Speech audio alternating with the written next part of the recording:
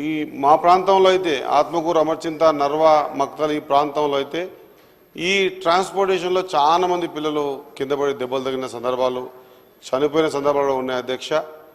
కాబట్టి మనం ప్రతి బస్ వెనుక రాస్తాం ఆర్టీసీ ప్రయాణమే సురక్షితం అని.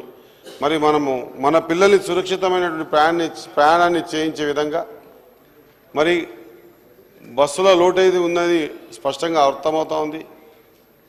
మంత్రి గారిని కోరుతా ఉన్నా కొత్త బస్సులను ఏర్పాటు చేసి, అది ముఖ్యంగా స్కూల్ టైమింగ్స్లో స్కూల్ పిల్లల్ని మనము స్కూల్ వరకు చేర్చిస్తే ప్రభుత్వం ఏదైతే ప్రతిష్టాత్మకంగా చేపట్టిన కార్యక్రమం అధ్యక్ష, స్కూల్ తెరిచిన రోజే బుక్స్ ఇచ్చాం, స్కూల్ తెరిచిన రోజే బట్టలు ఇచ్చాం.